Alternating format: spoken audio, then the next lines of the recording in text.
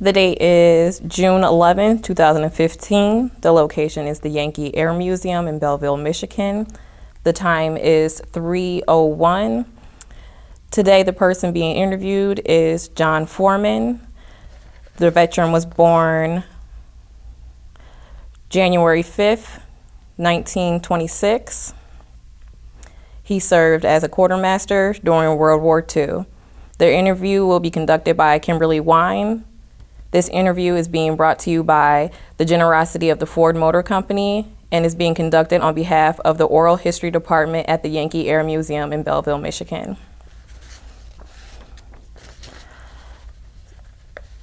The first question is, when and where were you born? I was born in Tanacana, Georgia in 1926, January the 5th. And who were your parents? My father was Hassel Foreman. My mother was Catherine Foreman. And what was their occupations? She was a housewife. My daddy worked on the railroad. And do you have any siblings? One sister. And what is her name? Curly Johnson. She's deceased. And you are married? Beg pardon? You're married? Yes, I'm married. Who are you married to? I'm married to Betty William Foreman. We've been married, coming August, 65 years. And do you guys have any children? We have 4 children. And what are their names? John Jr., Willette, Willette is my niece. Carlton, and Violet, and Janetta. What were you doing before you entered the service? What was I doing? Yes, sir. I worked for the air base. I was a truck driver. And I also was an interior painter. I did some painting too before I went into service. When did you get drafted into the service? As a private. When did you get drafted? In 1944. And in which branch of military did you serve? Did I start in? Mm-hmm. I started in the quartermaster. After I taken my basic, I went into quartermaster. What happened when you departed for training camp during your early days of training? And what did you happen during your early days of training? My early days of training was in Fort Benning. I was inducted in Fort Benning, but I did my training in Wyoming, Fort Fancy, Wyoming. Did you receive any specialized training? Yeah, they gave us combat training. How did you adapt to military life, including the physical regimen, barracks, food, and social life? It was tough. But by me being a farm boy, worked in the farm, and I was also a city boy, I could adapt to it because we had to do a lot of walking, a lot of raining, a lot of running. And by being, that was my mostly transportation when I was on the farm and doing a lot of walking. So I was in good shape. I only weighed 135 pounds. I could run all day. What was it like being an African-American man during training? It was tough. I'll be frank with you, it was tough. At that time, fighting for my country. And there was a lot of places, even as a soldier, we couldn't go in. But the German prison could go in the places that we couldn't go in. That was hard to swallow. How did that make you feel, being that you're serving your country and the country doesn't recognize your own rights? It was bad. It was bad. Like I said, it was hard for me to adapt to, But I wanted to be a good soldier. I didn't want to get in trouble, so I did what I was told. I would never cut moisture. Where did you serve? Where did I serve? Well, I served sometime in in the Wales, that's on a country in England. And then I left England, I went to France. From France, I went to Germany. I served all over the Germany, Frankfurt, Luxembourg, and a lot of countries in Germany that I served. Once you were abroad, what kind of experiences or memories do you have about your time abroad? One time I got lost from my outfit. It wasn't my fault. And the war wasn't over with. And I had to hide from the Germans in a car box. And the war was over in a couple of days, but I went about 2 days without food before they found me. Did you see any kind of combat action while you were serving? Well, we had some, what you call it, SS troopers. They had laid back, and they was in a tunnel, and they came out, and we had to shoot a couple of them. How did that make you feel during that combat session? How did I feel? Well, I'll be frank with you, because they had a lot of snappers. You know, a lot of Germans would, when they would take over a city, they would take off their uniforms and put on civilian clothes, so we was always afraid. Did you make any kind of friendships or camaraderies while serving? Did I make any what? Friendships, camaraderies? Yeah, I made friends with the native people there. I found there was a lot of good people in both countries, and a lot of the German people didn't want the war. A lot of them said they hated Hitler, you know. How did you spend your recreational time? Well, playing ball, playing basketball. That about all we had to do there. Did you have any like dances or get In together? England, oh yeah, in England we had a lot of dances there. We was well accepted in England. Were you better accepted there than you was at home? Oh yes. How so? Also, because we could fraternize with the white women there, white girls there. We couldn't do it at home. How did you stay in touch with the family and friends back at home? How that what? How did you stay in touch with your family and Well, I friends used to back at write. home? You know, back in that time, we didn't have cell phone. So by letters, I would correspond with my parents and different friends. And how was their reaction to you being drafted into the service? My daddy, he was in World War I. My father was. He adapted it pretty good, but my mother, she was always upset because I was her youngest child, and the day that she died, I was her baby, and I was a grown man that had a family. I was always her baby.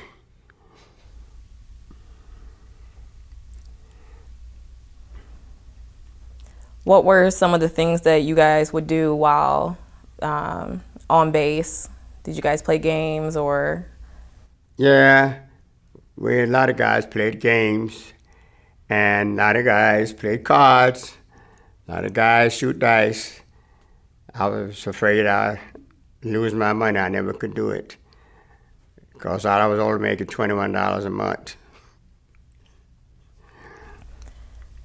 How did you feel? Were there other ethnicities within your group? With the what? Other ethnicities other than yourself that you served with?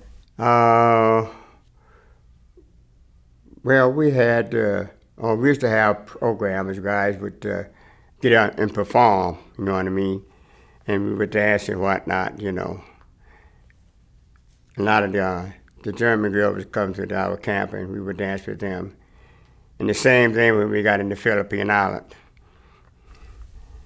Did you socialize with the Caucasian soldiers at all?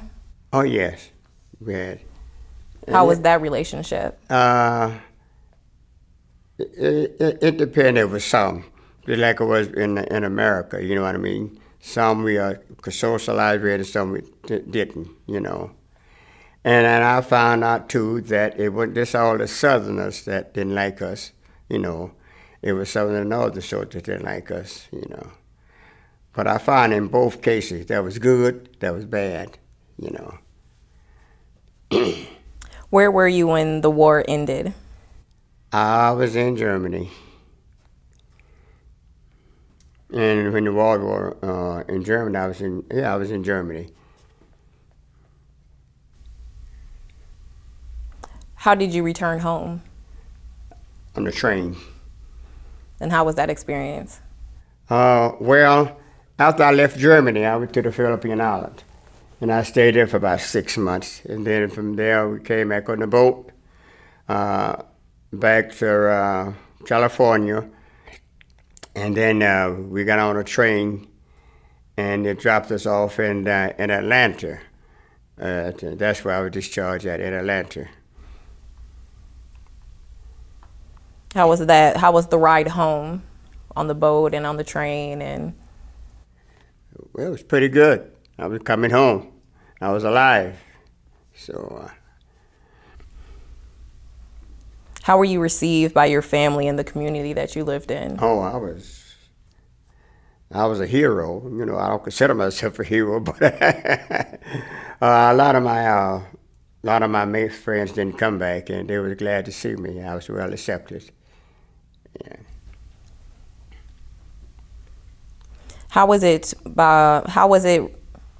Excuse me. Sorry. How did you readjust to civilian life once back home? Well, I had some experience when I got back. In my hometown, when I went to Savannah to live for a while, that's where I was inducted in Savannah. I had some discrimination there. The rules were then that when you get on the bus, you would go to the back, and the black would load from the back to the front. The white would get on the front and load to the back. And I was in a predominant neighborhood, and I gets on the bus. There was only one seat. That seat was behind the bus driver. I sat down. That was okay. Until a white lady gets on the bus. Then the driver asked me to get up. I wouldn't. And I thought about later on when Miss Rosa Parks had this thing on about the bus. But at that particular time, I was determined I wasn't getting up. But there were some people there afraid. I'll never forget this lady picked me up and carried me in the back and sat out of me to keep me from getting in trouble. But I wasn't getting up.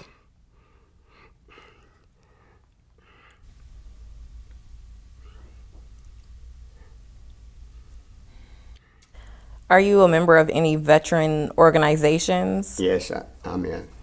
And which one is that? Chapter number 1 in Detroit.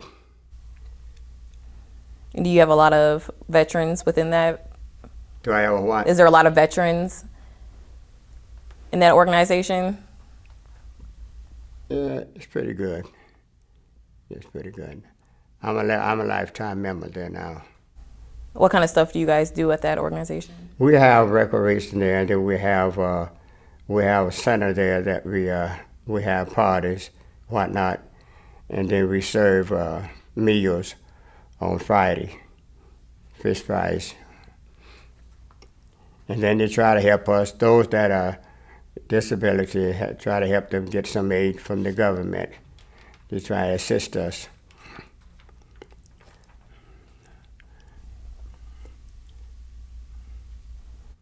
When you were in England, was there a certain song that they sang about you?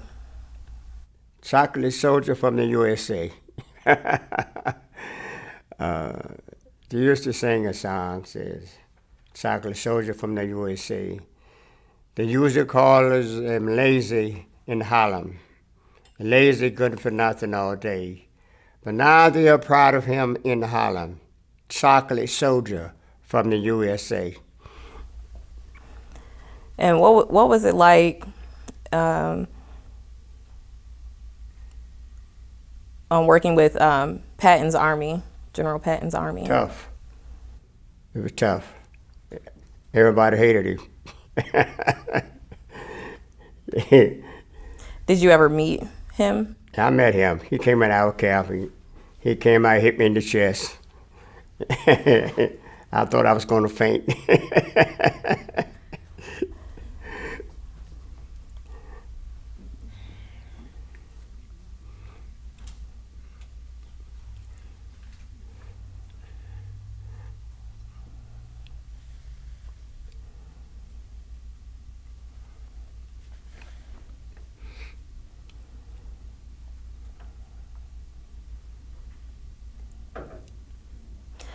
What have you done since separating from the military? What have I done?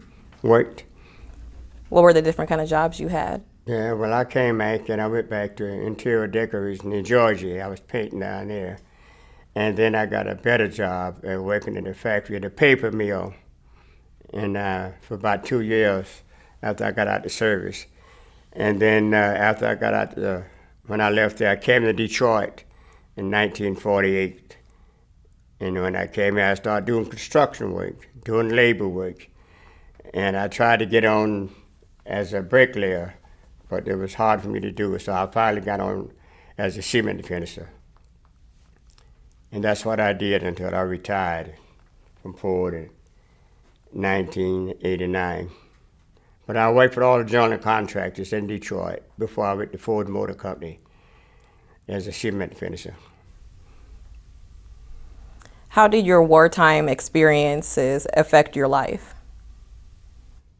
Well, I was already disciplined because I was disciplined by my parents, my uncles and aunts. You know, back in those days, you could discipline yours, even your neighbor children back in those days. And it made me, even with all the shortcomings America have, I found out this is the best country for black men. What are some life lessons you've learned from the military? What I learned? Some life lessons? You learn any life lessons? Well, I learned how to cooperate, things like that.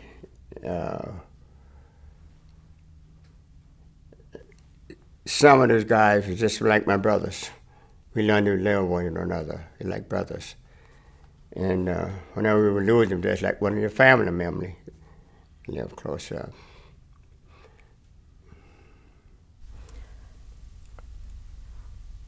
How has your military service impacted your feelings about war and military in general? I don't like war. I don't like war. War to me is too many innocent people get killed. Wars I don't like.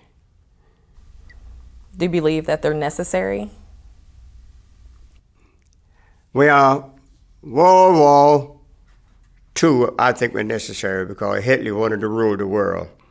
It would eventually, if he could have captured England and his other countries, could have captured us.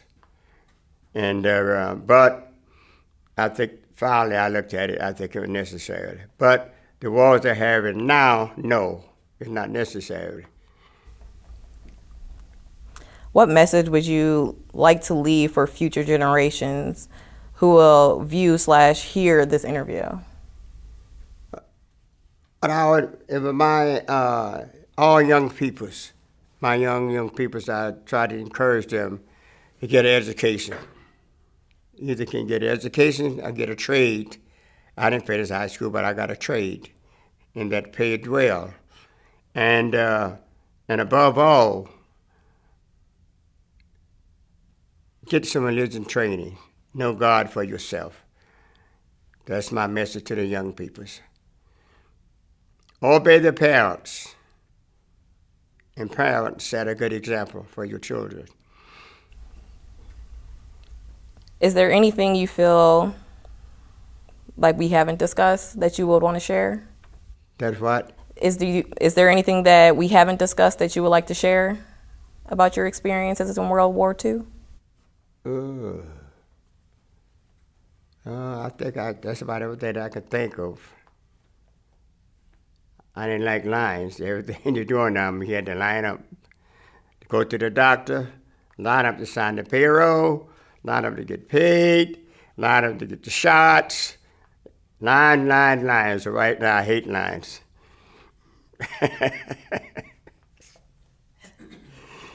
I don't think Jerry liked lions either.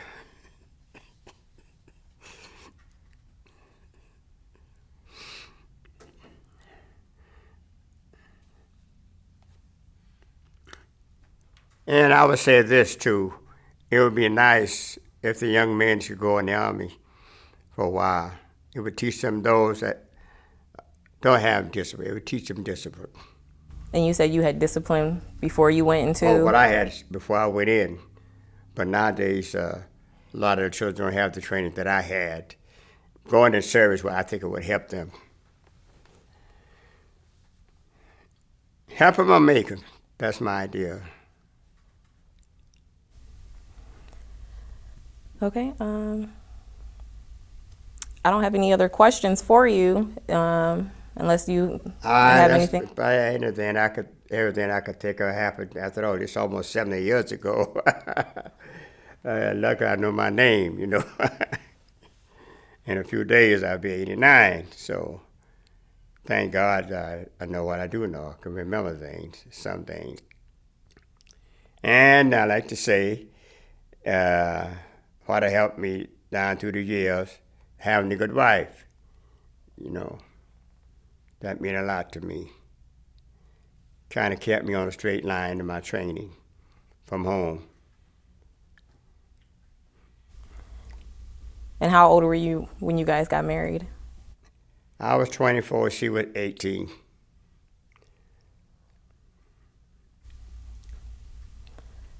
Okay, well, I want to thank you for doing this interview with me today. It was my pleasure to do this.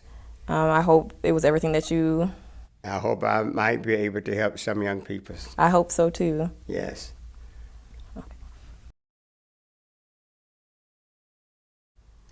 Today is Wednesday, August 26, 2015.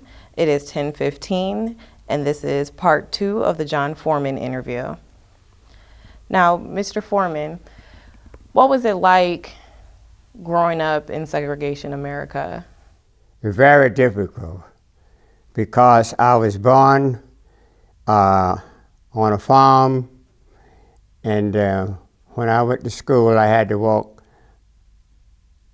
3 3/4 miles, you know. And doing that, I passed a white school that was brick and had the cold heat, and I had to walk another 3/4 of a mile to a wood school that had 2 rooms and a pot-bellied stove in the center.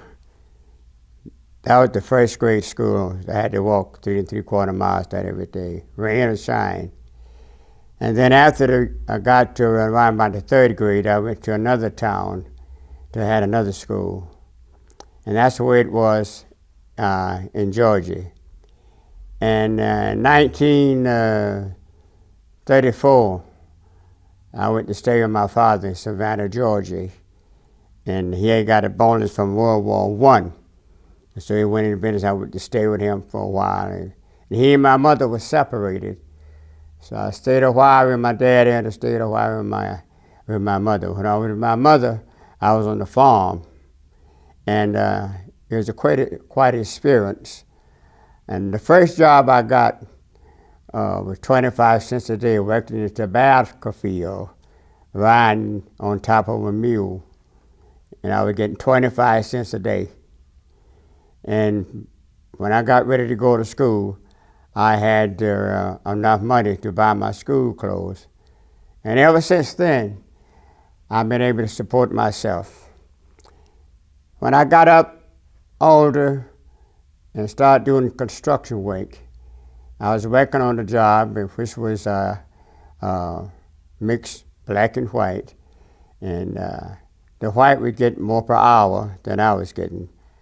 I was getting 50 cents per hour, and they were getting 75 cents an hour.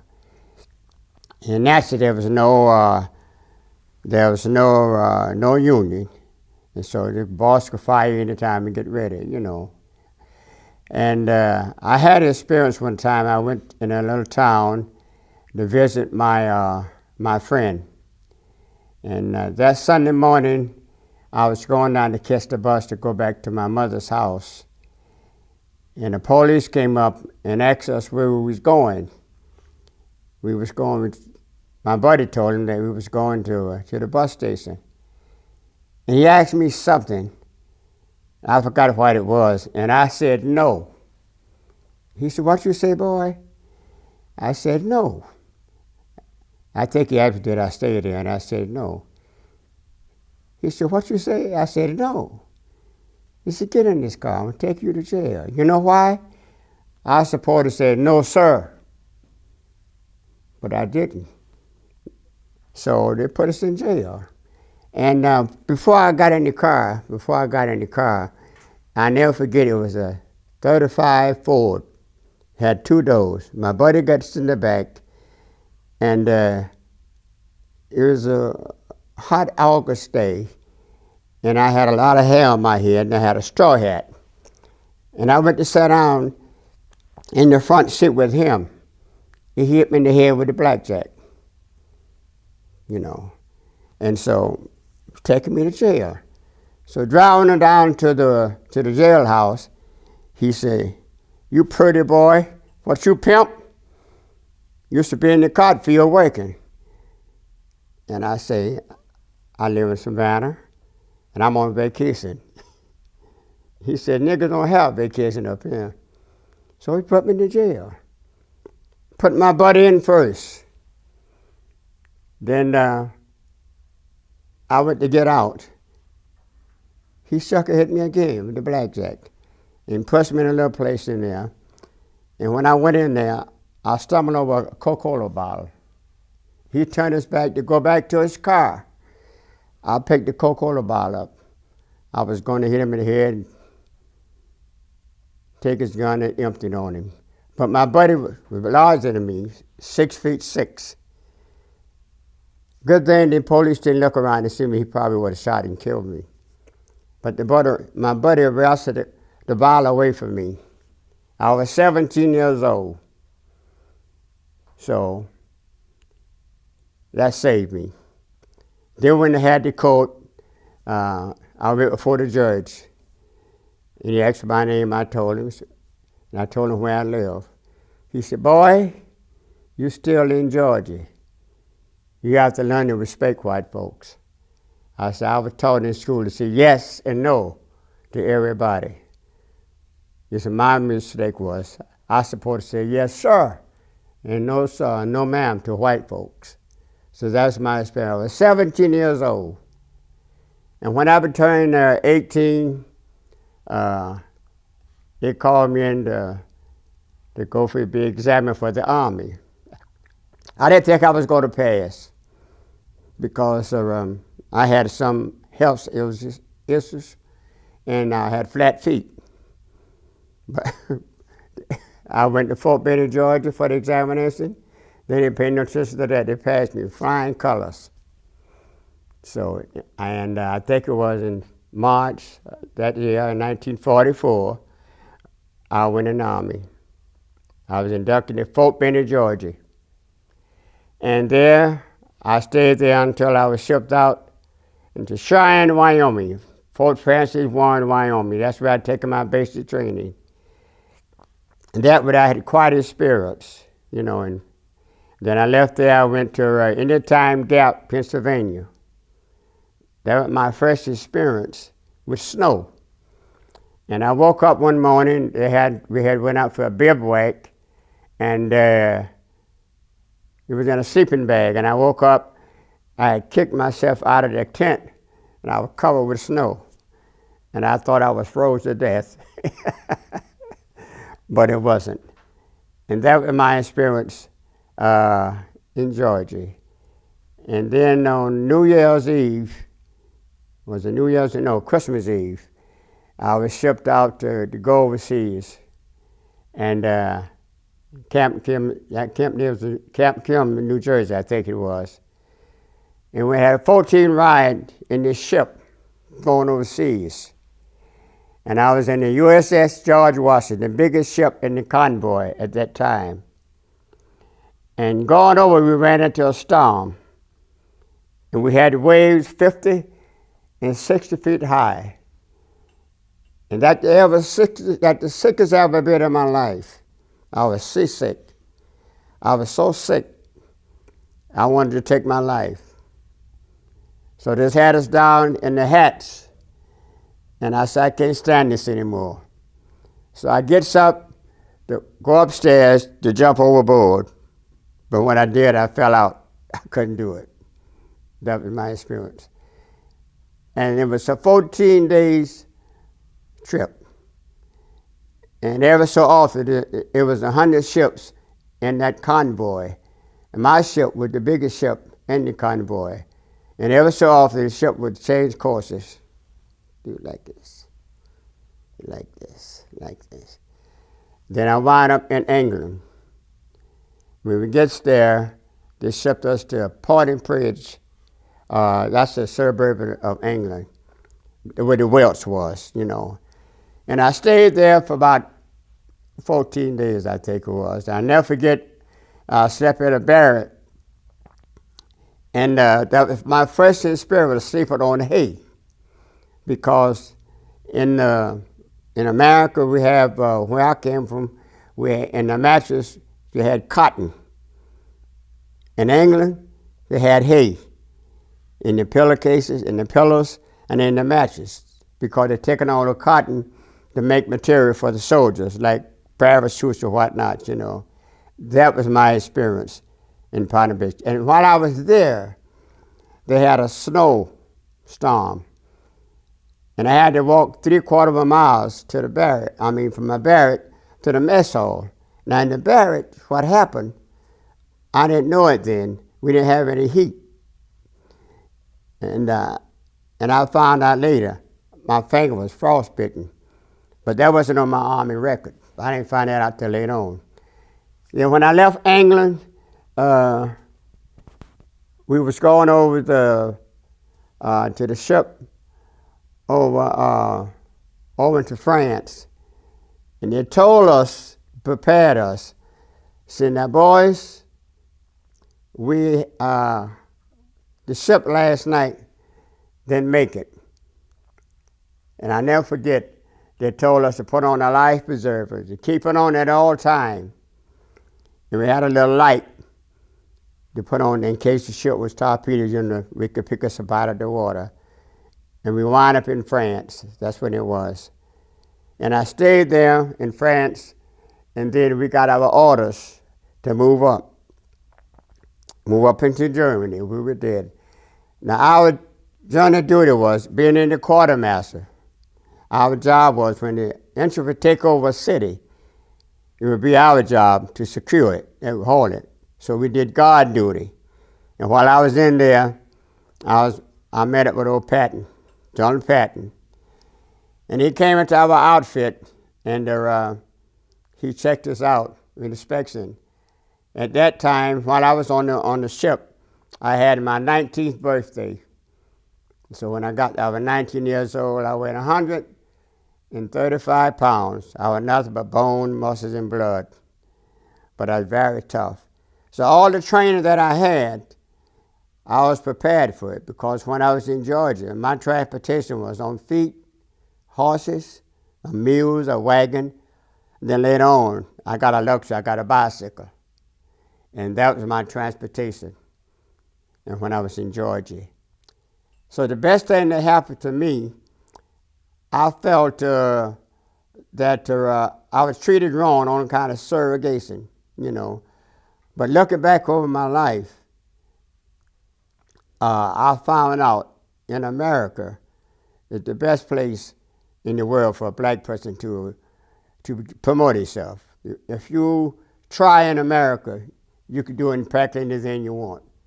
So I found that out by going into other countries. So that was my experience in the Army. And while I was in the Army, I had quite a bit of experience with the German peoples. They were starving. There were some good German peoples, very good. And I would steal food to give to the families, because that's what our guard duty was. We had to guard like the warehouses. They had ammunition, they had food and whatnot. So we would take that food and give to hungry. I looked at it like this. If the Germans might could have taken us over, and my sister and my brother was whatnot, and our family was starving, I would like to have something to eat, so I would give to them. But you could take cigarettes, chocolate, and food, and get anything you want. So you figure out anything because the people was hungry. That was my experience. Then I stayed there in Germany, and when I left Germany, we went to France. We stayed there for about 2 months, I think it was. But another experience that I had while I was in Germany, just before the war was over with, they put me on my buddy and I in a car that had food in it. And the train pulled off, and they take the car I was in and pulled off and left it on the track. Well, I thought it was to come back and get me. And the car that my buddy was in, my gun and my jacket was in it. But he never came back. He never came back. I kept waiting for him to come, but he never did. And the war wasn't over with. So that night, the Germans came by, and I seen them coming. But I crawled way back up underneath there. And they came in, they looked, but they couldn't see me because I was way back. A few days, the war was over with, and I went back. Then we went to France. And we stayed in France for a while. And then after we left France, we went to the Philippine Island. 45 days, we went to the Philippine Island. Then when I got in the Philippine Island, I put guard duty there and had the Japanese. Our experience with the Japanese. And but while we was in Germany, what did happen, we ran into some troopers, German troopers, in which they was trained to kill even their mother and father if they got in their way to duty. Now that's the only skirmish that we had for us fighting with the Germans, But it was quite an experience for me. Then when I get to the Philippine Island, our duty was then to guard the Japanese soldiers that was at war. And it was quite an experience. They were always coming to you, they would bow down to you. Regardless what happened, they would bow down. And then while we was there, I forgot to tell you, we was on a convoy in Germany, and the ship, the airplanes where the Germans would come by on the superhighway, and they was come down and shoot it, We was trained to get off the wagon and get into the ditch. So we did that 3 or 4 times, and every time that would happen, we'd get off and go in that ditch. I had a buddy. He said, I'm tired of getting out. I'm staying here now. What happened? A bullet hit him and tore him up. That was a bad experience. So I could see him for a long time in my sleep. When I looked at him, it was messed up.